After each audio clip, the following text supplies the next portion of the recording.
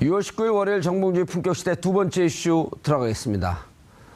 새 정부 들어 첫 부동산 대책이 나왔습니다. 최근 가열된 일부 지역에 대해 맞춤형 선별 규제를 내놨는데요. 아파트 구입을 위해 대출 받기도 지금보다 더 힘들어질 것으로 보입니다. 구체적으로 어떻게 바뀌는지 전문가 세 분 모시고 말씀 나눠보도록 하겠습니다. 장윤선 오마이뉴스 기자 계속 자리 지켜주고 계시고요. 죄송합니다. 전문가라고 소개해서요. 전문가가 아니에요. 예, 그런 것 같아요. 예. 반전문가. 네? 아, 그냥 기자라고. 조금 알잖아요. 뭐 조금. 예, 알겠습니다. 두성규 한국건설산업연구원 선임연구위원 자리하셨습니다. 네. 예. 안녕하세요. 박사님이세요? 예, 그렇습니다. 어휴, 저도 박사 정했는데 지금 몇십 년 동안 하는데 그거 박사를 못 따는데 금방 따셨나 봐요. 아니 그런데 이제 뭐 부동산에 대해서는 예. 우리가 굳이 학위가 없더라도 우리 예. 국민 전체가 사실은 다 전문가라고 볼 수 있고, 전문가죠. 예, 예. 뭐 거의 박사급에 해당된다고 볼 수 있습니다. 알겠습니다. 정철진 경제평론가님 자리하셨습니다. 네, 안녕하십니까. 오늘도 SBS 다녀오셨나요? 아닙니다. 예. 오늘은 안 다녀왔습니다. SBS에서 자주 봐요. 거기도 막 나오시더라고. 자, 무슨 정책을 내놨나요? 부동산 정책.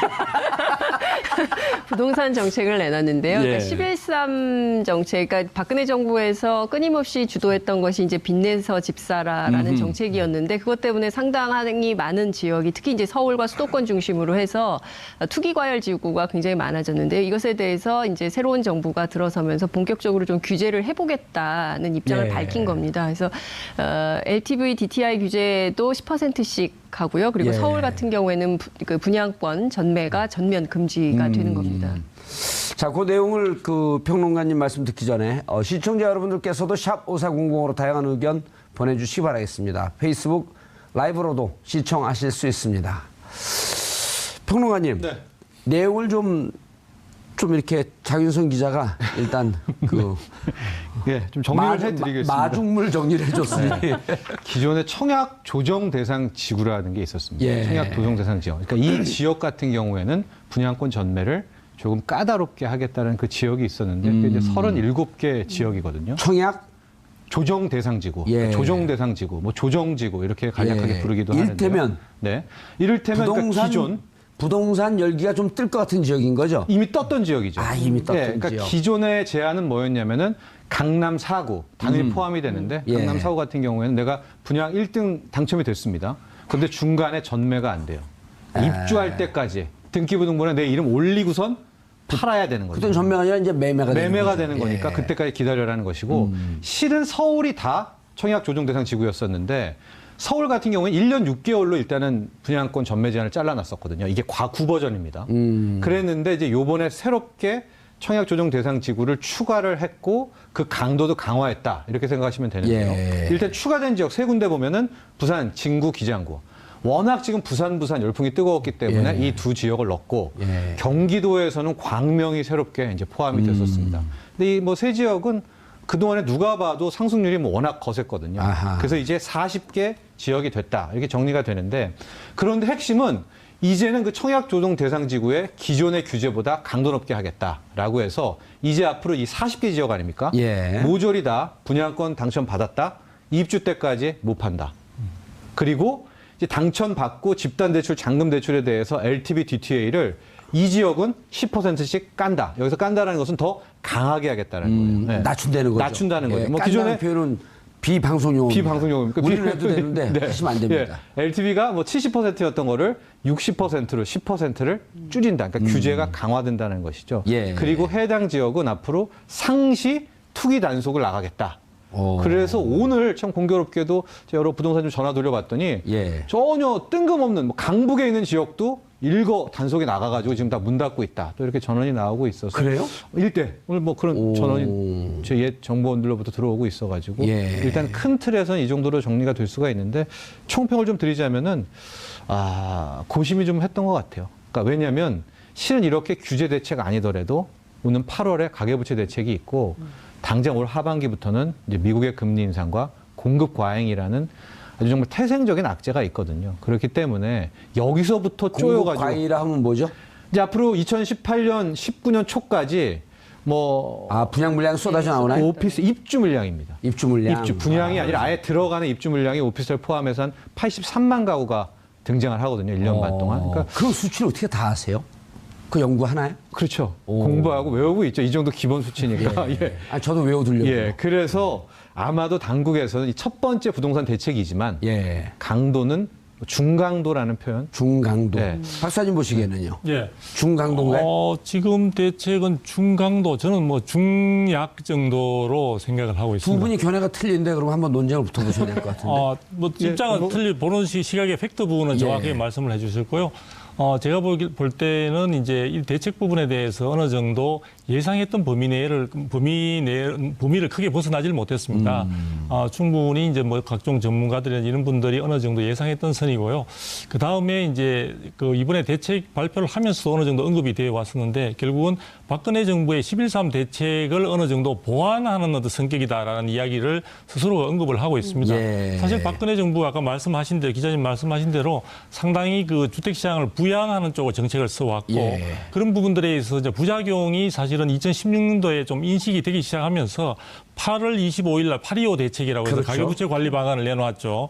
그래서 그렇게 했는데도 불구하고 시장 상황이 녹록지 않으니까 사실 11월 3일 날 이제 11.3 이제 대책이라고 해서 청약 그 자체를 갖다 굉장히 자격이라든지 이런 부분들을 갖다가 규제하는 내용으로 해서 청약 조정 아까 대상 지역도 이제 그 지정을 하고 예. 그렇게 했습니다. 그래서 지금 그런 어떤 규제, 그 박근혜 정부가 말미에 사실은 규제로 어떤 입장을 갖다 턴하면서 그런 부분이 이제 사실은 오래 갔으면 괜찮은데, 그 효과를 뭐 분석하기 나름에 따라 좀 차이가 있겠지만, 원래 1월 말 정도를 지나면서 약발이 떨어졌다. 약발이 다 떨어졌다는 그런 이제 평가들이 나오고, 예. 실제 이제 그런 부분들이 가격 상승이라는 부분으로 나타났습니다. 근데 다만 제가 생각할 때는 조금 아까 제가 중약이라고 했던 이유는 뭐냐면요.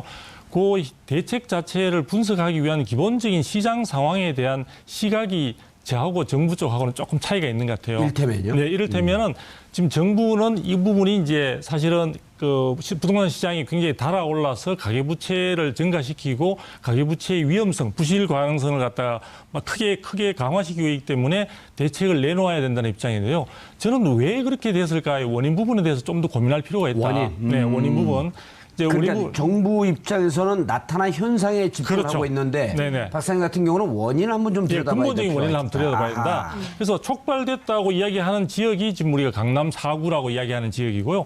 그 지역에 이제 재건축과 관련되는 부분에 있어서 일반 분양가 가격이 너무 오른다든지 하는 그런 현상들을 가지고 지금 문제 제기를 이제 하기 시작했던 거거든요. 강남 4구면 강남 서초 송파 강동 그렇게 그렇죠. 되나요? 네네. 오. 그런 식으로 이제 우리가 일반적으로 평을 하고 있습니다. 예. 그런데 제가 생각하는 이제 정부는 그런 식으로 생각을 하는데 저는 강남 지역의 재건축이 문제가 아니라 서울이라는 지역을 한정해서 본다면은 서울 지역에 살고 싶어하는 사람은 대단히 많고 또 들어오고자 하는 사람마저도 많은데 사실은 공급이 부족합니다.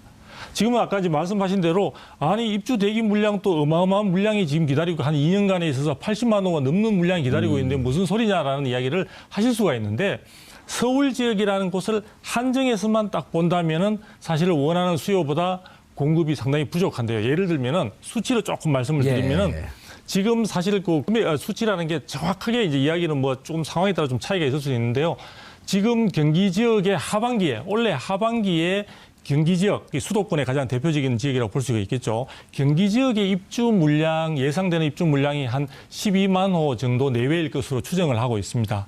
하고 있는데 서울 지역 같은 경우에는 2만 호 내외에 그칠 것으로 보고 있습니다. 한 6분의 1밖에 안 되네요. 그렇죠. 예. 그런데 서울 지역에 들어오고자 하거나 혹은 지금 강남 지역에 재건축으로 인해서 멸실되거나 이주 수요를 갖다가 다 포함시켰을 때는 필요로 하는 수요는 얼마냐면 약 5만 호 정도가 필요로 할 것으로 예상을 하고 있습니다. 그러니까 이렇게 보면 되겠네요. 강남 지역에 재건축 들어가면은 기존에 있던 사람들이 나가니까 네. 결국은 그 자기의 주거 지역을 잃는 거거든요. 그렇죠. 준공할 때까지는 그렇죠. 기다려야 되는데 네. 그분들이 한 3만쯤 되고 네. 그리고 실질적으로 서울에 공급되는 건 한 2만 호. 예, 예. 그러니까 합하게 되면 한 5만 호쯤 된다. 아니요. 그러니까 지금 필요로 하는 것은 예. 전체 나가시는 분들하고 예. 또 해당되는 지역에 또 다른 지역에서도 뭐 멸실이 되거나 이런 쪽인데 예. 그 전체가 5만 호 정도 되는데 공급은 2만 호다. 그렇죠. 원래 이제 공급이라는 표현은 우리가 신규 분양할 때 공급이라는 표현을 많이 쓰고 이건 입주 물량, 입주 대기 물량이라고. 거기 집이 다 만들어져서 예. 이제 사람의 몸만 들어가면은 되는 그 완성된 주택이 한 2만 호 정도에 그칠 것으로. 그럼 여전히 3만 호는 부족하다는 거예요. 그렇죠. 그러니까 지금 이 서울의 경우에는 여러 가지 우리가 인구 절벽이나 이런 장기적으로 보면 여러 가지 악재가 있긴 하지만 지금 한 4, 5년 정도 내에서는 연간 한 2만에서 3만 정도의 실질적으로 집이 부족할 것으로 원하는 사람은 많은데 집 자체는 부족할 것으로 보이는 그런 부분이 있습니다. 거기에다가 요 한 가지 또 더 말씀드리고 싶은 거는 이렇게 해서 사람들이 이제 시장이 달아오르면서 수요에 비해서 공급이 부족하다 보니까 경쟁도 치열해지고 막 달아오르는데 내가 사실은 한 10년 뒤에 돈을 모아가 저축해서 내 꿈이 서울 안에 사는 것이다 라고 생각했던 사람들마저도 마음이 급해지는 거예요. 왜냐하면은 나중에 생각했던 그 계획들이 하반기에 금리도 오를 가능성이 있고 또 집도 지금 해서 지금 현재로도 굉장히 경쟁률이 치열한 상태에서 내가 기존 주택을 구입한다는 건 대단히 어렵기 때문에 일반 분양분이 상대적으로는 주변 시세 대비해서 조금 저렴하다고 볼 수 있습니다. 자, 그러다 보니까 그런 사람들 마음마저 급해지다 보니까 우리가 이 사람들을 가수요라는 단어로서 매도해야 될지는 잘 모르겠는데 급해진 분들까지 가미되다 보니까 시장이 정말 더 달아오르는 거죠. 그 실제 이상으로 달아오르다 보니까 매도자나 조합 입장에서는 분양가를 아무리 높여 부르더라도 사실 분양가 억제를 하고 하시는데요. 사실은 분양가가 33평에 예를 들어 15억, 20억을 하더라도 강남 지역에 분양을 할 때 이런 단어가 적절할지 모르겠는데 벌떼처럼 몰려드는 그런 수요가 있기 때문에 예. 강남 지역에 좀 어떻게 보면 약간 시청자분들이 좀 불쾌할 수도 있는데 오만불손하다라는 말이 사실은 맞을 정도로 집을 가지시거나 조합원들의 위세는 대단할 수밖에 없는 거죠. 그래 그 부분에 정부가 이제 칼을 들이대고자 하는 건데요.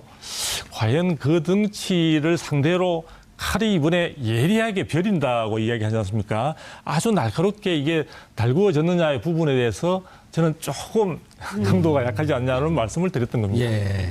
그럼 이번 규제의 정책이 이제 우리 두석이 박사님 표현에 따르면 이런 거거든요. 그 솥이 끓고 있는데 그 끓고 있는 힘이 워낙 강할 때 소뚜껑을 아무리 눌러도 이게 폭발해버리는 거거든요. 예. 이렇게 환상적인 비유를 처음 들어보셨죠? 예, 저 감사합니다. 순간적으로 제가 자기도 모르게. 근데 이제 제가 정리를 좀 하면은요. 아까 예. 강도 얘기했을 때 중강이란 뜻이 아니라 예. 강, 중, 약이 있을 때 예. 이제 중이라는 뜻입니다. 아. 그러니까 세 가지 저 이제 단계로 나눈 거고. 중중에서도 센 편. 아니, 그러니까 중. 예, 중. 중의 강도. 중의 강도. 그러니까 이게 강, 중, 약, 중 예. 이제 3단계 구분을 했는데 이게 뭐 어떠냐면 일단 약을 제가 어떨 때 약이라고 했냐. 만에 하나 LTV, DTI를 안 건드렸다. 이 약입니다. 그리고 강은 어떨 때 강이 나와야 되냐. 투기과열지구 지정에 나와야 되고 여기 플러스 지금 가장 강남 재건축 및 재건축에 핫한 이 재건축 초과이익 환수제에 대한 강력한 언급. 실은 어차피 올 연말로 유예가 기간이 끝나는데 예. 재건축 초과이익 환수제 앞으로 문재인 정권 5년 동안 계속하겠다. 이 정도 나오면은 이건 강이거든요. 초과이익 환수제가 올 연말로 끝나는 일몰제. 그렇습니다. 정책인가요? 일몰제입니다. 뭐 쉽게 설명드리면은 이제 재건축에 이익 얻을 거 아닙니까? 예. 그 액수에 따라서 적게는 10%, 많게는 이제 50%. 과세를 하겠다 이런 거죠. 50% 세금으로 내는 겁니다. 예. 그래서 요번에 재건축 이익 환수제가 만에 하나 일몰이 끝나는 연내 된 데는요. 됐다 오케이 떨어질 때 2억씩 올라요. 2억 3억. 그게 실 세금으로 반을 뜯기니까 그거 위에 받아든 된다는 이 최고이익 환수제인데 오늘 제가 중으로 표현한 것은 투기과열지구가 일단 없었고 재건축 초과이익 환수제에 대해서 지금 뭐 기자들 물어보니까 끝나고 브리핑할 때는 뭐 어차피 그거 연말로 끝나는 거 아니야 뭐 이런 식으로 브리핑을 했다라고 하는데 좀 공식적으로 그런 얘기는 안 했거든요. 문재인 5년 동안에 문재인 정권 5년 동안에 절대 안 바꾼다. 뭐 이런 얘기는 안 했기 때문에 이제 저는 이제 중이라고도 이제 표현을 했다 이렇게 말씀드리고 싶습니다. 그런데 이제 지금 우리 정평론가님 말씀 들어도 이해가 되는데 두 분 말씀이 오늘 아주 귀에 쏙쏙 들어와요. 이 어려운 얘기 이렇게 쉽게 푸는 분들 또 처음 봤어요. 또 하나 제가 덧붙여도 될까요? 예. 계속 붙이세요. 한 서너 개 더 붙여도 돼요. 정부의 정책 부분에서 사실은 그 내용만 본다면은 강도가 약한 것은 아닙니다. 저도 이제 그 부분을 공감을 하는데 저는 시장에 그게 과연 이제 아무리 칼이 날카롭고 하더라도 그게 먹혀야 의미가 있는 것 아니겠습니까? 그런데 시중에 정부가 사실은 걱정하고 있는 하나의 큰 세력 내지는 힘이 있습니다. 그게 뭐냐면 바로 시중의 단기 유동성입니다. 그러니까 정부가 규제하려고 하는 것은 사실 청약 시장을 중심으로 해서 신규 시장에 새롭게 들어오고자 하는 수요자들에게 상당히 벽을 높이 쌓아가지고 그 걸러가지고 들어올 수 있는 사람만 들어오도록 그렇게 이제 하나 벽을 쌓는다고 보면 진입장벽이라고 할 수 있는데요. 그런데 그럼에도 불구하고 우리는 DTI, LTV 상관없어. 나는 돈밖에 없어라는 그 풍부한 자금이 사실 시중에 어슬렁거리면서 사실은 지금 우리가 국내 경기 회복이 확연하게 들어오는 것은 아니기 때문에 충분히 주식시장이나 이런 쪽으로 가기가 부담스러운, 또 주식시장은 현재 우리 국내에서도 지금 상당히 빠르게 어떤 그 경기 회복에 대한 느낌을 갖다 보니까 지금 고점을 지금 찍고 있는 그런 상황이다 보니까요. 추가적으로 그쪽에 자금이 들어가기는 힘든 시중의 단기 부동산 자금이 2016년 작년 말 기준으로 한국은행 발표에 의하면 1,000조가 넘습니다. 1,010조 2천억이라고 하는데 지금은 또 시간이 또 반년 가까운 세월을 더 흘렀으니까 그렇죠. 아마 더 돈이 풀렸을 것으로 보여지고요. 그래서 제가 비교를 하자면은 고 노무현 대통령 시절, 그 노무현 정부죠. 노무현 정부 시절에도 사실은 부동산 요즘 많이 이제 문재인 정부 그 대통령 새 정부와 비교를 많이 하는데 그 당시에도 사실은 골치 아픈 게 시중의 그 부동자금이었습니다. 단기 부동자금인데 그때 부동산 시장에 사실 교란하는 가장 큰 요인 중에 하나다라는 지적을 했었는데 그 당시 규모가 300조 내외였습니다. 3배가 늘었네요. 그렇죠. 3배가 늘은 상태죠. 자, 이 상태에서 이 돈에 대한 충분한 어떻게 보면 그 정부에서 흡수할 수 있는 장치나 대책이 없이 사실 부동산 시장만 누른다고 해서 과연 먹혀 들어가겠느냐? 알겠습니다. 정평관님. 네. 평론가님, 그런데 이제 지금 말씀을 듣다 보니까 자, 11.3 조치는 빚내서 집 사라. 경기 부양책이었단 말이에요? 와, 꼭 그렇게 보기에는 힘들죠. 왜? 지금 게 초안이 된 게 11.3 대책이죠. 규제였었나요? 이제 앞으로 돈 빌리면 이자만 못 내고 원리금 다 갚아야 된다 이렇게 바뀐 거죠. 11.3 대책. 8.15 조치가 그러면은 가계부채 관리 방안. 가계부채 관리 방안. 그러니까 계속 누르는 쪽이었잖아요. 그렇죠. 이제 그 막판에 정책을 들어서. 지금 계승을 한 건데. 그렇죠. 자, 이제 문제는 그때는 이제 가계부채가 폭발적으로 지난 3분기 한 100조 정도 늘었다는 거예요. 네.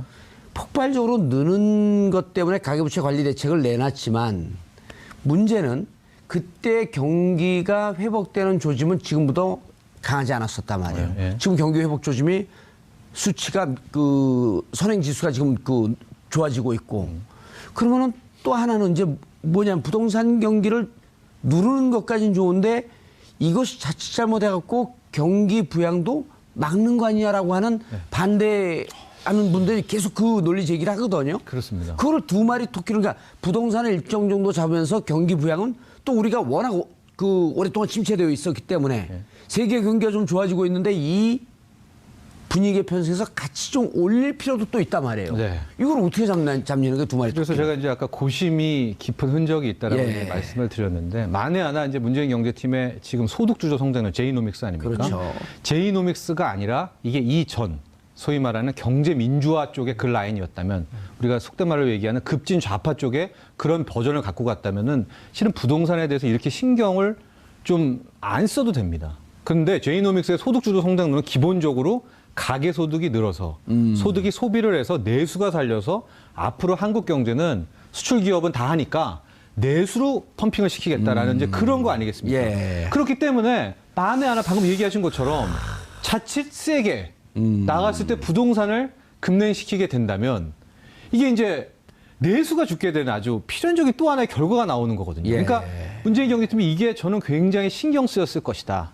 원래대로 밀어붙였으면 이게 노무현 대통령, 노무현 정권 때는 그냥 세게 강경 모드로 갔죠. 그래도 계속 튀었잖아요. 예, 그렇지만 이제 그때는 미숙했고 일단은 예. 칼을 쓰는 것들이 하고 그때는 정말로 잠깐 그때 얘기를 하면은 양도세도 올리고 보유세도 올리면 딱 갇히면은요. 우리 뭐라 그러죠? 그 쥐도 예. 사면 초과에 네, 사면 초과에 딱 하면은 여기 갇힌 세력들이 어떻게 하겠습니까? 5년 뒤에 보자. 그러면서 튀어오르는. 그러니까 차라리 그때 당시에 보유세를 약간 낮추던가 양도세를 좀 낮춰가지고 내분을 시켰으면 쉽게 부동산을 잡았을 수 있으니까 그건 뭐 지나간 얘기긴 한데, 근데 이번에는 무슨 문제가 있냐면 그런 차원의 문제가 아니라 이게 내수주도 성장을 외쳐왔기 때문에 상대적으로 이 부동산을 마구 잡을 수도 없고. 예. 그러니까 오늘 제가 이제 또 약간 다른 커트였는데 11시부터 김상조 공정거래위원장의 얘기도 제가 잘 들어봤는데 재벌 개혁의 재벌 전도사 아닙니까? 예. 그럼에도 불구하고 재벌을 만나고 여기에 보면은 뭐 국민의 뭐 사회적 합의 뭐 이런 뭐 세 가지 또 원칙도 얘기하지 않았습니까? 사회적 성숙도. 이게 고용이 핵심이거든요. 근데 여기서 민간 기업과 트러블로 완전히 척져가지고 그럴 수도 없죠. 예. 왜냐하면 공공 부분의 고용 창출이 민간 부분의 고용 창출을 가는 게 제이노믹스의 완성입니다. 이렇게 돼야 소득주도 성장론이 빵 하고 진짜 시너지가 나가게 되는데 여기는 공정위가 막 그냥 재벌의 칼날이면 여기가 또 안에 어떻게 될지 모르지만은 삐딱선을 타버리면은 또 부담이 되는 거예요. 예.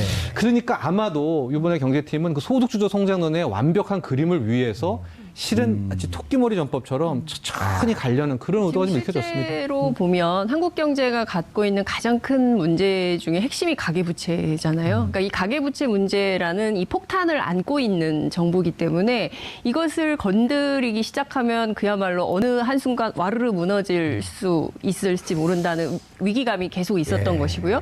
그래서 이 관리를 가계부채 문제를 관리하면서 동시에 소득주도 성장을 하기 위해서는 중요한 것은 임금 격차를 해소해야 되는 것이거든요. 그러니까 가게마다 자 보시면 교육비 지출해야 되죠. 그다음에 부동산 관련해서 지출이 있죠. 그 다 하면은 사실 쓸 돈이 없는 거예요. 그러니까 내수 경기가 활성화될 수 없는 가장 큰 이유가 나가는 돈이 너무 많으니까 실제로 돈을 쓸 수 있는 여유가 없다는 거죠. 여유 자금이 없기 때문에 이 문제가 계속 되풀이 반복되는 것인데 이것을 해결하려는 핵심적인 원인은 아직까지 처방은 나오지 않았다 이렇게 볼 수 있을 것 같아요. 박사님, 예. 그 같은 맥락의 이제 얘기인데 지금 아까 부동자금이 그 1,010조 예. 2천억 이게 이제 6개월 전이에요. 그렇죠. 6개월 전 2016년 2천억. 12월 말 예. 기준이니까요.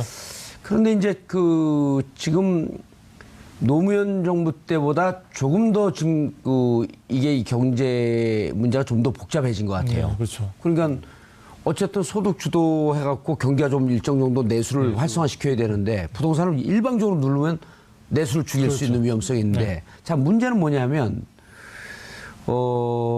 실질적으로 1,000조 정도의 부동자금이 네. 그 유동성 자금들이 돌아다니고 있단 네, 말이에요. 그렇죠. 이거를 만약에 그냥 그 터지도록 놔두게 되면 시장에서의 양극화가 더 심해지는 거 아니에요. 그렇죠. 부동산가 뛰면서 집 있는 사람들은 점점 가격이 올라가고 없는 사람은 계속 맞습니다. 그 자산이 줄어들고 이런 문제 또 동시에 해결해야 되는 거 아니에요. 양극화 문제를. 예, 예. 시장도 좀 활성화시켜야 되고 부동산도 일정하게 좀 잡아야 되고 양극화도 좀 눌러야 되고 이거 어떻게 해결해야 돼요? 쉽지 않습니다. 쉽지 않다는 게 지금 부동산 시장이 그 노무현 정부 때와 또 다른 차이점은 예. 아까 지금 말씀하신 대로 양극화가 정말 심하다는 겁니다. 서울만 벗어나게 되면요. 이번에 청약 조정 대상 지역으로 지정된 곳까지 포함해서 그 지역만 벗어나게 되면 부동산 시장은 지금 형편없는 상황입니다. 사실은 그러니까 지역적으로. 다 부동산이 또 죽어 있는데. 예, 다 죽어 있는 상황이고 서울만 이렇게 한정되어 있는데 자 이렇게 된 가장 근본적인 원인은 해결하려면은 아마 이제 경기가 이렇게 회복되면서 우리의 국민들의 뭐 소득이 GDP나 뭐 이런 쪽이 증가하면은 상당 부분 흡수할 수 있는 여지가 있을 겁니다. 이제 그 부분을 기다려야 되는데 그 부분이 쉽지 않고 그렇다면 아까 제가 말씀드린 대로 공급이 부족하다. 예. 공급을 늘리면 되는 겁니다. 근데 공급을 늘리기가 지금 대단히 어려운 게요. 중장기적으로 보면은 결국 우리가 인구 증가율의 감소, 나아가서는 2030년 정도가 되면 인구 절벽이라는 그것이 기다리고 있기 때문에 수요는 앞으로 줄어들 가능성이 훨씬 높습니다. 그런 가운데 무작정 공급을 할 수도 없고요. 그다음에 서울이라는 곳을 한정해서 본다면 이미 택지라는 것을 사실 확보하기가 어려운 상황입니다. 신규 예. 택지라는 게 없죠. 그러다 보니까 사람들이 생각할 때 강남 지역은 재건축, 강북 지역은 재개발. 이것 외에는 내가 서울에 들어오려고 할 때 기존 주택을 사든지 아니면 신규 주택, 아주 깨끗하고 새로운 신주택을 갖다가 내가 하려면은 결국은 그러한 재건축이나 재개발이라는 우리가 전체 포괄해서 도시정비 사업이라고 하는데 그런 정도 외에는 이게 참 기대하기가 힘들다 이렇게 돼 있습니다. 그래서 그 부분에 그러면 서울에서 이런 수급과 관련해서 그러면 정부 차원에서 공급을 이야기할 수 있는 그런 부분이 없느냐? 말씀드린 대로 부동산 시장이 현재에도 다른 지역들은 그렇게 좋지 않은 데다가 중장기적으로 수요가 줄어들 것을 감안할 때 이 위험을 미리 감지하고 정부는 이미 대량의 택지 개발 사업은 중단하겠다고 선언한 바가 있습니다. 자, 그 부분에서 택지를 신규로 공급하는 건 이제 택지 공급을 통한 방법은 거의 대량 규모의 공급은 없는 상태이고 앞으로도 그것을 도입하기에는 대단히 무리가 따르거나 문제가 될 수 있기 때문에 사실 그래서 이 방법이 별로 없는 겁니다. 저 오늘 나온 김에 말씀을 드리면 대통령께서도 야심차게 사실은 임대주택 공급도 굉장히 연간 17만 호를 공급하겠다. 그렇겠죠. 쉽지 않습니다. 왜요? 왜냐하면요, 세입자들이 원하는 정말 임차인들이 원하는 임대주택은 가능한 한 도심지의 직주 근접, 직장과 가까이 있고 자기가 생활에 있어 편의성을 충분히 확보할 수 있는 것을 원합니다. 내가 아무리 새들어 살더라도 아무데나 저 산속에다가 집을 지어 놓는다고 해서 그것은 나에게 집을 그렇죠. 서울 직장 있는 사람한테 부산에다 줘줄 수 없잖아요. 그럼요, 없죠. 그러니까 그렇게 하려고 하면은 부지가 없는 겁니다.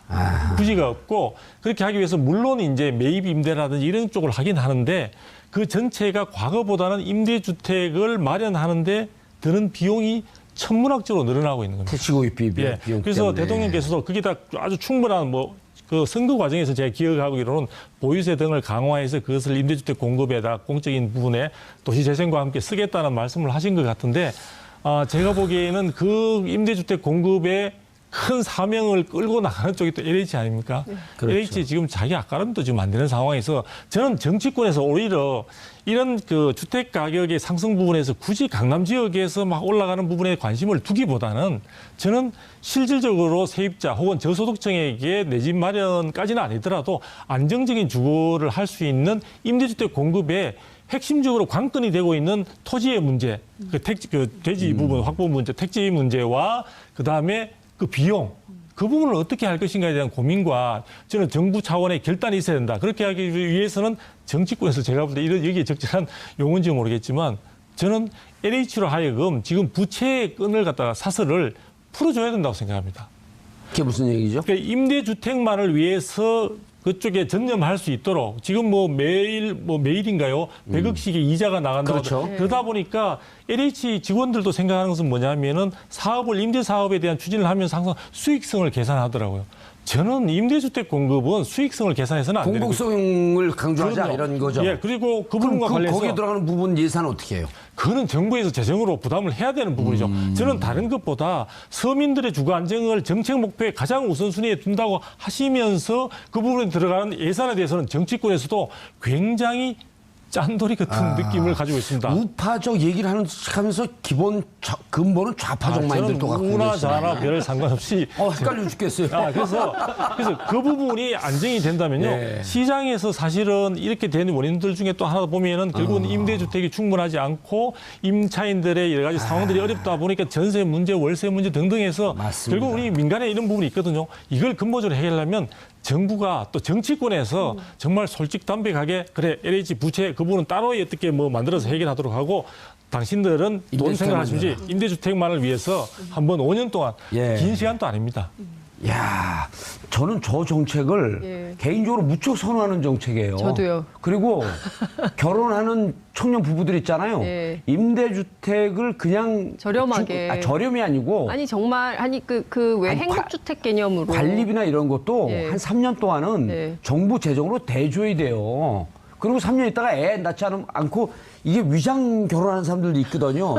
도덕적 해이. 네. 이런 많죠 그러는 사람들이. 그런 경우는 다시 가져오더라도 결혼해서 애 낳을 때까지는 거의 무상으로 임대주택을 줬다가 애 낳고 그러게 되면 애 양육비 대주면서 그때부터 너희들이 돈 벌었고 임대주택 비용 조금씩 내라. 그래야지 결혼하고 애 낳을 거 아닙니까? 그러니까 임차인 중에도 자격이 일단 찬성 반대 그게 그렇습니다. 그거 동의하고 지금 지적하신 대로 임차인 중에도 자격이 되지 않는 사람들인데도 불구하고 임대주택에 사시는 분들 많다기보다 있거든요. 좀 있죠. 그래서 서울시 차원에서 저도 지금 이번 달 말에 그 임차인의 자격 심사와 관련되는 위원회가 열리고 그게 참여하게 됩니다. 그러니까 가장 필요로 하는 사람한테 제대로 임대주택이 공급돼야 되고요. 예. 사실은 이제 많은 사람들이 임대주택을 갖다 원한다고 공공임대를 원한다고 하니까 집이 있는 사람들은 뭐 저렇게 저기에다 목을 맬까 이런 생각을 하시는데요. 서울 그렇지 지역의 않죠. 경우에 예. 제가 직접 방문을 해서 보면은 임대료가 정말 쌉니다.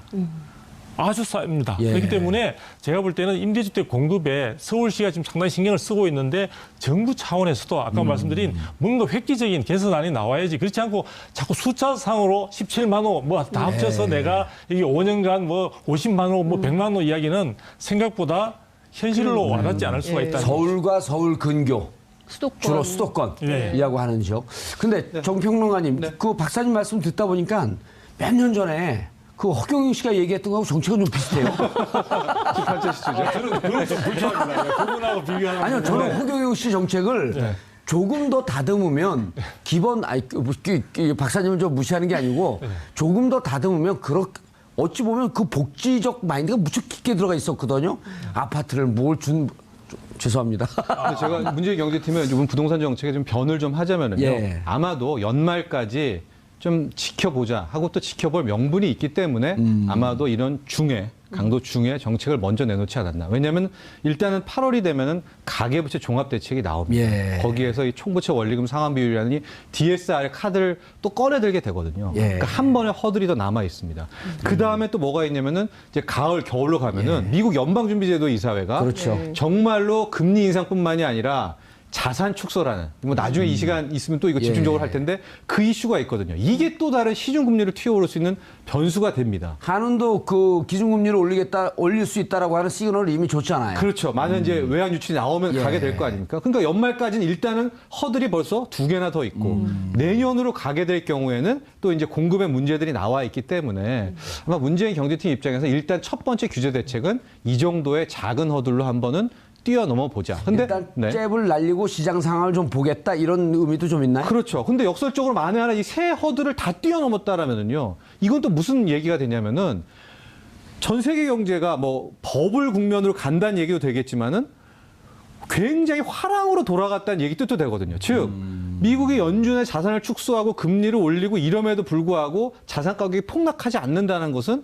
뭔가 다른 트리거가 또 왔다라는 거 아니겠습니까? 그러니까 일단은 연말까지 가고 내년 초까지는 한번 보겠다라는 이런 상황을 좀 보면서. 네, 그런 긴 호흡으로 아마 첫 번째 예. 카드를 꺼내지 않았나. 박사님 판단은 이제 이게 시장에 그 크게 영향을 줄지 안 줄지 어쨌든 뭐 중간 정도 혹은 조금 중간보다 약한 정도인데 의미는 있지만 전체적으로 부동산 정책은 큰 프레임에 좀 전환이 필요하다.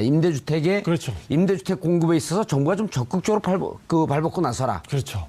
그러니까 이 부분에 대해서 사실은 이제 선거 과정에서 충분히 이야기가 되긴 했지만 그 부분을 사실은 5년이라는 기간 동안에 현실화시키는 과정은 아마 쉽지 않을 겁니다. 녹록지 않을 것으로 보여지고 그 부분을 보다 명쾌하게 같이 겸해서 그러니까 이번에 예를 들어 대책을 발표하더라도 규제만을 가지고 부동산 시장을 좌우하거나 가격을 억누를 수 있다는 것은 아까 제가 말한 부동자금도 있고 하기 때문에 상당히 적이 한 명이 아닙니다. 그러니까 상당히 사방에 있는 상황이기 뚫고 때문에 나갈 길을 좀 쉽지 않죠. 내주면서 눌러야 그렇죠. 된다. 그러면서 안쪽에 있는 나의 그 원군들이나 내 백성들은 충분히 안쪽에 성 안에서도 그러니까 성 군사들은 밖에서 싸우더라도 성 안에서 이 부분에 대해서 어떤 안심을 하면서 거주할 수 있는 그런 어떤 제도 그게 결국은 저는 임대주택의 충실한 공급이고 그러니까 그분의 그거는 신뢰성을 줄 수 있는 게 좀, 필요하죠. 자, 저희가 그 총론으로 빅픽처로 들어가다 보니까 LTV, DTI 얘기를 못 했는데 그거만 간단하게 좀 설명을 해 주시죠. 이번에 LTV라는 게 이제 집값 대비 얼만큼 돈 빌릴 수가 있는가. 예. DTI는 자신의 그 소득 대비 연간 갚는 원리금 사독 소비율이 얼마나 되는가라는 얘기입니다. LTV는 70%에서 60% 요번 40개 지역이요. 그다음에 40개 DTI는 60%에서 50%로 이제 줄였는데 그러니까 기존에 10억짜리 아파트를 살 때 예. 7억을 빌릴 수 있었으면 이제는 6억. 6억밖에 그 못 40개 빌린다. 지역만 해당이죠. 그렇죠. 40개 나머지 지역은 지역입니다. 해당 아니고. 예, 나머지 그렇습니다. 지역은 기존에 70%를 계속하고. 예, 그러나 그것도 역시 7월 말에 유예 기간이 끝나니까 나머지 지역은 과연 이거를 원래 박근혜 정부 때였던 50%로 둘 다 회귀하는지 안 해야 되는지 봐야 되겠지만 예. 제가 봤을 때는 딱 요 지역만 요걸로 아마 LTV, DTI는 어느 정도 일단은 협의가 된 것이 DTI는 아니냐. 잘 이해를 못 하겠어요. 그러니까 자기가 월 뭐 1,000만 원 1억 번다라고 했을 때 매년 내가 원리금으로 내는 그 이자 총액이 얼마냐라는 건데요. 요번에 이제 이걸 50%로 묶었으니까 그렇다면 자기가 5천만 원까지만 낼 수가 있게 되는 건데 이 DTI는 상당히 변수가 있는 게 만기, 이제 갚는 기간을 20년, 30년으로 늘려보면은 요건 우리가 직접 계산할 필요 없죠. 은행 가면 다 알아서 계산해 DTI를 주죠. 뚝 떨어뜨릴 수가 있어서 예. 적극적으로는 이 LTV가 더 이제 강하게 딱 떨어지게 되는 대출 규제라고 할 수가 있죠. 알겠습니다. 저도 집을 한번 사볼까 하니까 이게 궁금하더라고요. 6월 19일 월요일 정봉주의 품격시대 두 번째 이슈 들어가겠습니다. 새 정부 들어 첫 부동산 대책이 나왔습니다. 최근 가열된 일부 지역에 대해 맞춤형 선별 규제를 내놨는데요. 아파트 구입을 위해 대출 받기도 지금보다 더 힘들어질 것으로 보입니다. 구체적으로 어떻게 바뀌는지 전문가 세 분 모시고 말씀 나눠보도록 하겠습니다. 장윤선 오마이뉴스 기자 계속 자리 지켜주고 계시고요. 죄송합니다. 전문가라고 소개해서요. 전문가가 아니에요. 예, 그런 것 같아요. 예. 반전문가. 네? 아, 그냥 기자라고. 조금 알잖아요. 뭐 조금. 예, 알겠습니다. 두성교 한국건설산업연구원 선임연구위원 자리하셨습니다. 네. 예. 안녕하세요. 박사님이세요? 예, 그렇습니다. 어휴, 저도 박사과정 했는데 지금 몇십 년 동안 하는데 그거 박사를 못 따는데 금방 따셨나 봐요. 아니 그런데 이제 뭐 부동산에 대해서는 예. 우리가 굳이 학위가 없더라도 우리 예. 국민 전체가 사실은 다 전문가라고 다 볼 수 있고, 전문가죠. 예, 예. 뭐 거의 박사급에 해당된다고 볼 수 있습니다. 알겠습니다. 정철진 경제평론가님 자리하셨습니다. 네, 안녕하십니까? 오늘도 SBS 다녀오셨나요? 아닙니다. 예. 오늘은 안 다녀왔습니다. SBS에서 자주 봐요. 거기도 막 나오시더라고. 자, 무슨 정책을 내놨나요? 부동산 정책. 부동산 정책을 내놨는데요. 예. 그러니까 11.3 정책, 그러니까 박근혜 정부에서 끊임없이 주도했던 것이 이제 빚내서 집사라라는 정책이었는데 그것 때문에 상당히 많은 지역이 특히 이제 서울과 수도권 중심으로 해서 투기 과열 지구가 굉장히 많아졌는데요. 이것에 대해서 이제 새로운 정부가 들어서면서 본격적으로 좀 규제를 해보겠다는 입장을 예. 밝힌 겁니다. 그래서 LTV, DTI 규제도 10%씩 하고요. 그리고 예. 서울 같은 경우에는 그 분양권 전매가 전면 금지가 되는 겁니다. 자, 그 내용을 그 평론가님 말씀 듣기 전에 시청자 여러분들께서도 샵 5400으로 다양한 의견 보내주시기 바라겠습니다. 페이스북 라이브로도 시청하실 수 있습니다. 평론가님, 네.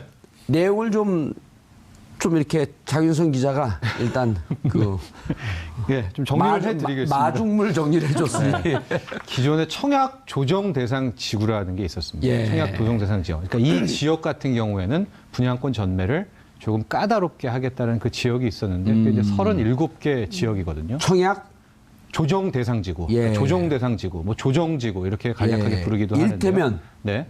이를테면 그러니까 기존 부동산 열기가 좀 뜰 것 같은 지역인 거죠? 이미 떴던 지역이죠. 아, 이미 떴던 그러니까 지역. 기존의 제안은 뭐였냐면은 강남 4구 당연히 포함이 되는데 예. 강남 4구 같은 경우에는 내가 분양 1등 당첨이 됐습니다. 그런데 중간에 전매가 안 돼요. 입주할 때까지 등기부등본에 내 이름 올리고선 팔아야 되는 거죠. 그땐 전매가 아니라 이제 매매가 되는 매매가 거죠. 되는 거니까 예. 그때까지 기다려라는 것이고 실은 서울이 다 청약 조정 대상 지구였었는데 서울 같은 경우는 1년 6개월로 일단은 분양권 전매 제한을 잘라놨었거든요. 이게 과구 버전입니다. 그랬는데 이제 요번에 새롭게 청약 조정 대상 지구를 추가를 했고 그 강도도 강화했다. 이렇게 생각하시면 되는데요. 예. 일단 추가된 지역 세 군데 보면은 부산, 진구, 기장구. 워낙 지금 부산 열풍이 뜨거웠기 때문에 예. 이 두 지역을 넣고 예. 경기도에서는 광명이 새롭게 이제 포함이 됐었습니다. 근데 이 뭐 세 지역은 그동안에 누가 봐도 상승률이 뭐 워낙 거셌거든요. 아하. 그래서 이제 40개 지역이 됐다. 이렇게 정리가 되는데 그런데 핵심은 이제는 그 청약 조정 대상 지구의 기존의 규제보다 강도 높게 하겠다라고 해서 이제 앞으로 이 40개 지역 아닙니까? 예. 모조리 다 분양권 당첨 받았다. 입주 때까지 못 판다.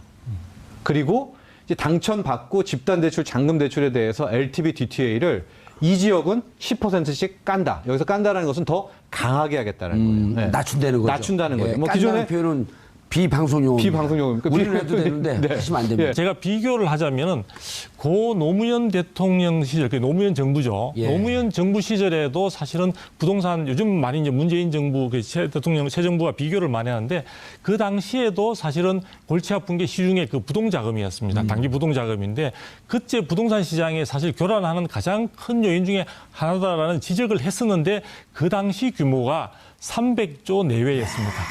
3배가 늘었네요. 그렇죠. 3배가 늘은 상태죠. 자, 이 상태에서 이 돈에 대한 충분한 어떻게 보면 그 정부에서 흡수할 수 있는 장치나 대책이 없이 사실 부동산 시장만 누른다고 해서 과연 먹혀 들어가겠느냐. 알겠습니다. 정평관님. 네. 평론가님, 그런데 이제 지금 말씀을 듣다 보니까 자 11.3 조치는 빚내서 집 사라. 경기 부양책이었단 말이에요. 와, 꼭 그렇게 보기에는 힘들죠. 왜? 지금 게 초안이 된 게 11.3 대책이죠.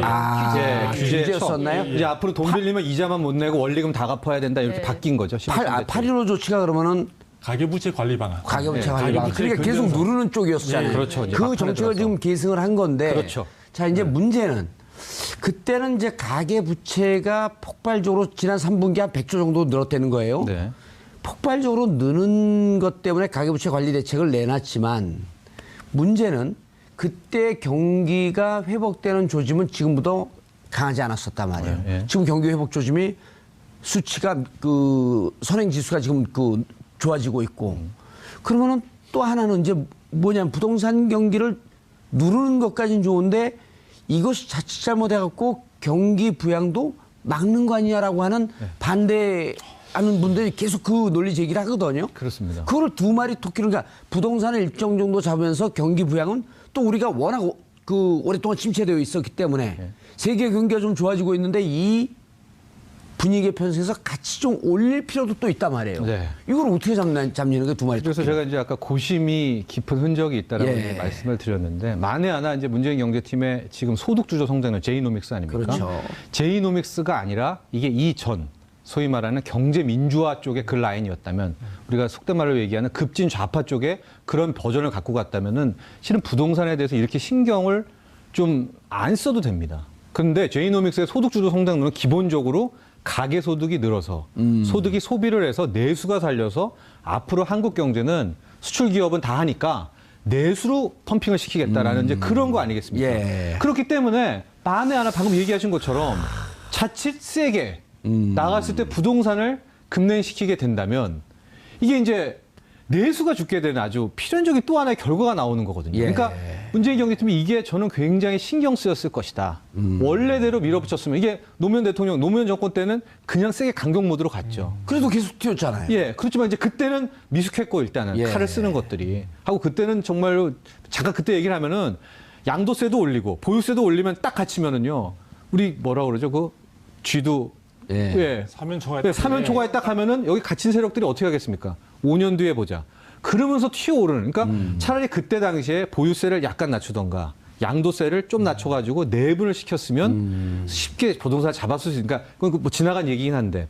근데 이번에는 무슨 문제가 있냐면 그런 차원의 문제가 아니라 이게 내수주도 성장을 외쳐왔기 때문에 상대적으로 이 부동산을 마구 잡을 수도 없고. 예. 그러니까 오늘 제가 이제 또 약간 다른 커트였는데 11시부터 김상조 공정거래위원장의 얘기도 제가 잘 들어봤는데 재벌 개혁의 재벌 전도사 아닙니까? 예. 그럼에도 불구하고 재벌을 만나고 여기에 보면은 뭐 국민의 뭐 사회적 합의 뭐 이런 그래서 과연 그 덩치를 상대로 칼이 이번에 예리하게 벼린다고 이야기하지 않습니까? 아주 날카롭게 이게 달구어졌느냐의 부분에 대해서 저는 조금 강도가 약하지 않냐는 말씀을 드렸던 겁니다. 예.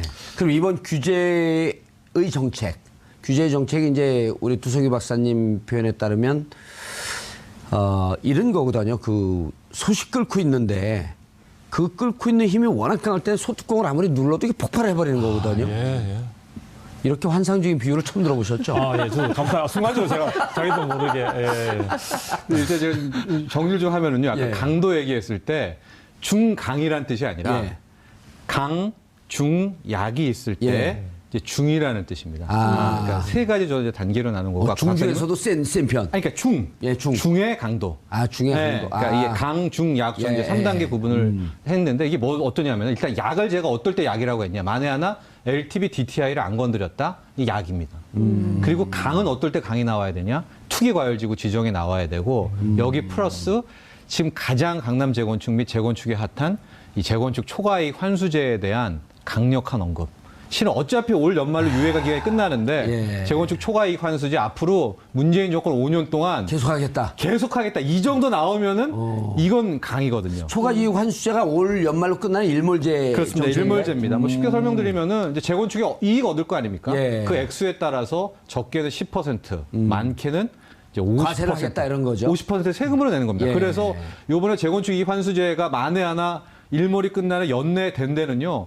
됐다 오케이 떨어질 때 2억씩 올라요. 2억 3억. 그게 실 세금으로 반을 뜯기니까 그거 위에 받아는 된다는 이 최고가액 환수제인데 오늘 제가 중으로 표현한 것은 투기과열지구가 일단 없었고 재건축 초과액 환수제에 대해서 지금 뭐 기자들 물어보니까 끝나고 브리핑할 때는 뭐 어차피 그거 연말로 끝나는 거 아니야 뭐 이런 식으로 브리핑을 했다라고 하는데 좀 공식적으로 그런 얘기는 안 했거든요. 문재인 5년 동안에 문재인 정권 5년 동안에 절대 안 바꾼다. 뭐 이런 얘기는 안 했기 때문에 이제 저는 이제 중이라고도 이제 표현을 했다 이렇게 말씀드리고 싶습니다. 그런데 이제 지금 우리 정평론가님 네. 말씀 들어도 이해가 되는데 두 분 말씀이 오늘 아주 귀에 쏙쏙 들어와요. 이 어려운 얘기 이렇게 쉽게 푸는 분들을 또 처음 봤어요. 또 하나 제가 덧붙여도 될까요? 예. 계속 붙이세요. 예. 한 서너 개 더 붙여도 돼요. 정부의 정책 부분에서 사실은 그 내용만 본다면은 강도가 약한 것은 아닙니다. 저도 이제 그 부분은 공감을 예, 하는데 예. 저는 시장에 그게 과연 이제 아무리 칼이 날카롭고 하더라도 그게 먹혀야 의미가 있는 것 아니겠습니까? 예. 그런데 시중에 정부가 사실은 걱정하고 있는 하나의 큰 세력 내지는 힘이 있습니다. 그게 뭐냐면 바로 시중의 단기 유동성입니다. 그러니까 정부가 규제하려고 하는 것은 사실 청약 시장을 중심으로 해서 신규 시장에 새롭게 들어오고자 하는 수요자들에게 상당히 벽을 높이 쌓아가지고 그 걸러가지고 들어올 수 있는 사람만 들어오도록 그렇게 이제 하나 벽을 쌓는다고 보면 진입장벽이라고 할 수 있는데요. 그런데 그럼에도 불구하고 우리는 DTI, LTV 상관없어. 나는 돈밖에 없어라는 그 풍부한 자금이 사실 시중에 어슬렁거리면서 사실은 지금 우리가 국내 경기 회복이 확연하게 들어오는 것은 아니기 때문에 충분히 주식시장이나 이런 쪽으로 가기가 부담스러운 또 주식시장은 현재 우리 국내에서도 지금 상당히 빠르게 어떤 그 경기 회복에 대한 느낌을 갖다 보니까 지금 고점을 지금 찍고 있는 그런 상황이다 보니까요. 예. 추가적으로 그쪽에 자금이 들어가기는 힘든 시중의 단기 부동산 자금이 2016년 자금. 예. 작년 말 기준으로 한국은행 발표에 의하면 1,000조가 넘습니다. 1,010조 2천억이라고 하는데 지금은 또 시간이 또 반년 가까운 세월을 더 흘렀으니까 그렇죠. 아마 더 돈이 풀렸을 것으로 보여지고요. 그래서 LTV가 뭐 70%였던 거를 60%로 10%를 줄인다. 그러니까 규제가 강화된다는 것이죠. 예. 그리고 해당 지역은 앞으로 상시 투기 단속을 나가겠다.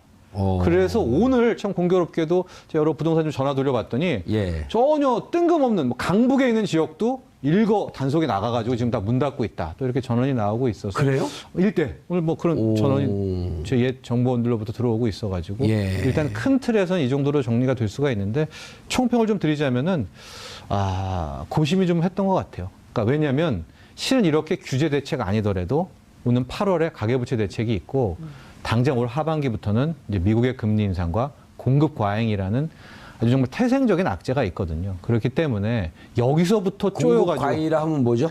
이제 앞으로 2018년, 19년 초까지 뭐 분양 물량이 쏟아져 나오나요? 오피스 입주 물량입니다. 입주 물량. 입주 분양이 아니라 아예 들어가는 입주 물량이 오피스를 포함해서 한 83만 가구가 등장을 하거든요. 1년 반 동안. 그러니까 그 수치를 어떻게 다 아세요?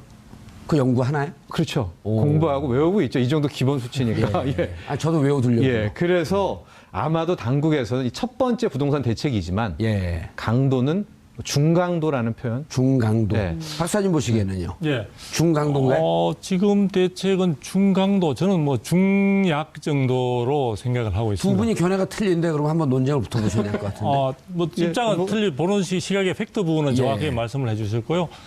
제가 볼 때는 이제 이 대책 부분에 대해서 어느 정도 예상했던 범위를 크게 벗어나질 못했습니다. 충분히 이제 뭐 각종 전문가들이나 이런 분들이 어느 정도 예상했던 선이고요. 그 다음에 이제 그 이번에 대책 발표를 하면서도 어느 정도 언급이 되어 왔었는데 결국은 박근혜 정부의 11.3 대책을 어느 정도 보완하는 어떤 성격이다라는 이야기를 스스로가 언급을 하고 있습니다. 예. 사실 박근혜 정부가 아까 말씀하신 대로 기자님 말씀하신 대로 상당히 그 주택시장을 부양하는 쪽으로 정책을 써왔고 예. 그런 부분들에 있어서 이제 부작용이 사실은 2016년도에 좀 인식이 되기 시작하면서 8월 25일 날 8.25 대책이라고 해서 그렇죠. 가계부채 관리 방안을 내놓았죠. 그래서 그렇게 했는데도 불구하고 시장 상황이 녹록치 않으니까 사실 11월 3일 날 이제 11.3 이제 대책이라고 해서 청약 그 자체를 갖다 굉장히 자격이라든지 이런 부분들을 갖다가 규제하는 내용으로 해서 청약 조정 아까 대상 지역도 이제 그 지정을 하고 예. 그렇게 했습니다. 그래서 지금 그런 어떤 규제, 박근혜 정부가 말미에 사실은 규제로 어떤 입장을 갖다 턴하면서 그런 부분이 이제 사실은 오래 갔으면 괜찮은데 그 효과를 뭐 분석하기 나름에 따라 좀 차이가 있겠지만 원래 1월 말 정도를 지나면서 약발이 떨어졌다. 약발이 다 떨어졌다는 그런 이제 평가들이 나오고 예. 실제 이제 그런 부분들이 가격 상승이라는 부분으로 나타났습니다. 근데 다만 제가 생각할 때는 조금 아까 제가 중약이라고 했던 이유는 뭐냐면요. 그 대책 자체를 분석하기 위한 기본적인 시장 상황에 대한 시각이 저하고 정부 쪽하고는 조금 차이가 있는 것 같아요. 이를테면요? 네, 이를테면은 지금 정부는 이 부분이 이제 사실은 그 부동산 시장이 굉장히 달아올라서 가계부채를 증가시키고 가계부채의 위험성, 부실 가능성을 갖다가 막 크게 강화시키고 있기 때문에 대책을 내놓아야 된다는 입장인데요. 저는 왜 그렇게 됐을까의 원인 부분에 대해서 좀 더 고민할 필요가 있다. 원인? 네, 원인 부분. 이제 그러니까 정부 입장에서는 나타난 현상에 집중을 그렇죠. 하고 있는데 네네. 박사님 같은 경우는 원인을 한번 좀 예, 들여다봐야 근본적인 원인을 한번 들여다봐야 된다. 아하. 그래서 촉발됐다고 이야기하는 지역이 지금 우리가 강남 4구라고 이야기하는 지역이고요. 그 지역에 이제 재건축과 관련된 부분에 있어서 일반 분양가 가격이 너무 오른다든지 하는 그런 현상들을 가지고 지금 문제 제기를 이제 하기 시작했던 거거든요. 강남 4구면 강남, 서초, 송파, 강동 그렇게 그렇죠. 되나요? 네네. 오. 그런 식으로 이제 우리가 일반적으로 평을 하고 있습니다. 예. 그런데 제가 생각하는 이제 정부는 그런 식으로 생각을 하는데 저는 강남 지역의 재건축이 문제가 아니라 서울이라는 지역을 한정해서 본다면은 서울 지역에 살고 싶어 하는 사람은 대단히 많고 또 들어오고자 하는 사람마저도 많은데 사실은 공급이 부족합니다. 지금은 아까 이제 말씀하신 대로 아니 입주 대기 물량도 어마어마한 물량이 지금 기다리고 한 2년간에 있어서 80만 호가 넘는 물량이 기다리고 있는데 무슨 소리냐라는 이야기를 하실 수가 있는데 서울 지역이라는 곳을 한정해서만 딱 본다면은 사실 원하는 수요보다 공급이 상당히 부족한데요. 예를 들면은 수치로 조금 말씀을 드리면은 예. 지금 사실 그 수치라는 게 정확하게 이제 이야기는 뭐 조금 상황에 따라 좀 차이가 있을 수 있는데요. 지금 경기 지역의 하반기에 원래 하반기에 경기 지역, 수도권의 가장 대표적인 지역이라고 볼 수가 있겠죠. 경기 지역의 입주 물량, 예상되는 입주 물량이 한 12만 호 정도 내외일 것으로 추정을 하고 있습니다. 하고 있는데 서울 지역 같은 경우에는 2만 호 내외에 그칠 것으로 보고 있습니다. 한 6분의 1밖에 안 되네요. 그렇죠. 예. 그런데 서울 지역에서 서울 지역에 들어오고자 하거나 혹은 지금 강남 지역의 재건축으로 인해서 멸실되거나 이주 수요를 갖다가 다 포함시켰을 때는 필요로 하는 수요는 얼마냐면 약 5만 호 정도가 필요로 할 것으로 예상을 하고 있습니다. 아, 이렇게 보면 되겠네요. 강남 지역에 재건축 들어가면은 기존에 있던 사람들이 나가니까 네. 결국은 그 자기의 주거 지역을 잃는 거거든요. 그렇죠. 준공할 때까지는 그렇죠. 기다려야 되는데 없어지죠. 그분들이 한 3만쯤 되고 네. 그리고 실질적으로 서울에 공급되는 건 한 2만 호. 예. 그러니까 합하게 되면 한 5만 호쯤 된다. 아니요. 그러니까 지금 필요로 하는 것은 예. 전체 나가시는 분들하고 예. 또 해당되는 지역에 또 다른 지역에서도 뭐 멸실이 되거나 이런 쪽인데 예. 그 전체가 5만 호 정도 되는데 공급은 2만 호다. 그렇죠. 원래 이제 공급이라는 표현은 우리가 신규 분양할 때 공급이라는 표현을 많이 쓰고 이건 입주 물량, 입주 대기 물량이라고. 여기 집이 다 만들어져서 예. 이제 사람의 몸만 들어가면은 되는 그 완성된 주택이 한 2만 호 정도에 그칠 것으로. 그럼 여전히 3만 호는 부족하다는 거예요. 그렇죠. 그러니까 지금 이 서울의 경우에는 여러 가지 우리가 인구 절벽이나 이런 장기적으로 보면 여러 가지 악재가 있긴 하지만 지금 한 4, 5년 정도 내에서는 연간 한 2만에서 3만 정도의 실질적으로 집이 부족할 것으로 원하는 사람은 많은데 집 자체는 부족할 것으로 보이는 그런 부분이 있습니다. 거기에다가 요 한 가지 또 더 말씀드리고 싶은 거는 이렇게 해서 사람들이 이제 시장이 달아오르면서 수요에 비해서 공급이 부족하다 보니까 경쟁도 치열해지고 막 달아오르는데 내가 사실은 한 10년 뒤에 돈을 모아가 저축해서 내 꿈이 서울 안에 사는 것이다 라고 생각했던 사람들마저도 마음이 급해지는 거예요. 왜냐하면은 나중에 생각했던 그 계획들이 하반기에 금리도 오를 가능성이 있고 또 집도 지금 해서 지금 현재로도 굉장히 경쟁률이 치열한 상태에서 내가 기존 주택을 구입한다는 건 대단히 어렵기 때문에 일반 분양분이 상대적으로는 주변 시세 대비해서 조금 저렴하다고 볼 수 있습니다. 자, 그러다 보니까 그런 사람들 마음마저 급해지다 보니까 우리가 이 사람들을 가수요라는 단어로서 매도해야 될지는 잘 모르겠는데 급해진 분들까지 가미되다 보니까 시장이 정말 더 달아오르는 거죠. 그 실제 이상으로 달아오르다 보니까 매도자나 조합 입장에서는 분양가를 아무리 높여 부르더라도 사실 분양가 억제를 하고 하시는데요. 사실은 분양가가 33평에 예를 들어 15억, 20억을 하더라도 강남 지역에 분양할 때 이런 단어가 적절할지 모르겠는데 벌떼처럼 몰려드는 그런 수요가 있기 때문에 예. 강남 지역에 좀 어떻게 보면 약간 이 시청자분들이 좀 불쾌할 수도 있는데 오만불손하다라는 말이 사실은 맞을 정도로